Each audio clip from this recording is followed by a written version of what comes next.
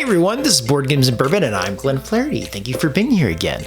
Today I wanted to look at Beer and Bread as a two-player and a solo game because Scott Almes made it. He made one of my favorite solo games, Warp's Edge. And this interested me because it looked like the most Euro of his designs. It is a two-player game where you are playing multi-use cards, exchanging resources for points and trying to have the most points at the end of the game. There's a lot of constriction points in it and rule breaking of those constrictions. But the game here, my edition's put out by Capstone Games, 10 and over, two-player, 35 to 40 minutes. Now, when you play the game, essentially what you're going to do is you're going to get a hand of cards. And the cards in the game are going to service three functions. One, you can get resources.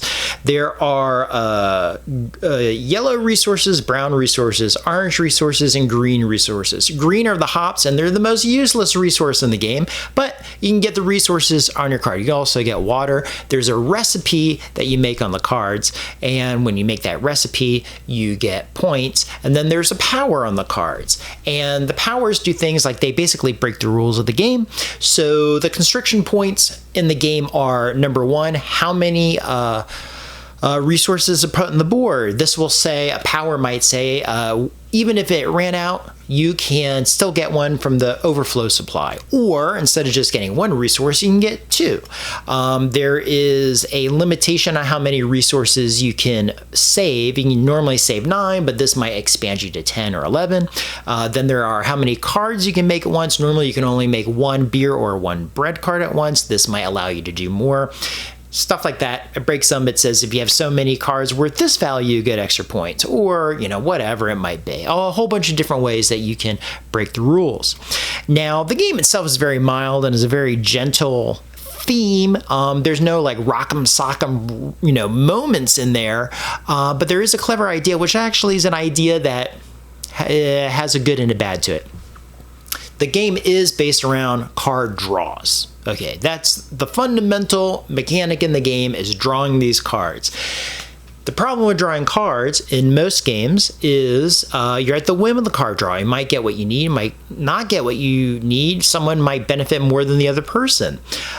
This mitigates that by having you switch hands with the other worker in half the rounds, or with the other player, so that all the cards drawn, everyone has access to them. Okay, that's kind of clever. Although I don't really like the idea of switching my hands around. Unlike games that require mechanical work like that. There is also a second phase in the game where there's a market of cards. And it seems like, this is just my guess, I don't know anything about it, but it's almost like they're trying to figure out a way to mitigate the card draws, and they said, how about a market? Or how about switching hands? How about we do both? This seems like the compromise. My favorite game where you switch cards in your hand is Tides of Time and Tides for Madness. That basically does this mechanic but gets to it faster. Okay, so tied in with switching your hands back and forth, you might not have a card you want. You might hope it comes back to you. You're going to have to do a little bit of memory to remember if it's there. I don't like games that have a memory aspect. I certainly don't like ones that are hate drafting, like I might draft a card so you can't get it. There are also rule breakers that say you can reserve a card for yourself, flip it upside down and stuff like this, but that's fine. And that's basically the game. At the end of the game, you're going to score your bread and your beer cards. They're two different colors, and whichever of those two types of cards you have the fewest points of, that's your score. To me, that's an artificial restriction point. Again, it's supposed to force a decision, like you want to keep it balanced, right? I get it, but I don't know. It's a decision point, but I'm not sure that's really a fun decision point. Maybe it's a fun decision point. When I've been playing the game, it just seems like I need to get points. I'm going to make what I can. I can't wait for this card to come back to me because they may take it. So, there's a little bit of a gamble in there. Okay, that's fine too. Replayability in the game, pretty much in every game, you're going to see the deck. You're going to see the deck, and it doesn't really vary that much. You have to, the cards kind of synergize in a way where cards that say I can grab 2 of a resource instead of 1 really requires you to have the storage so that you can hold it.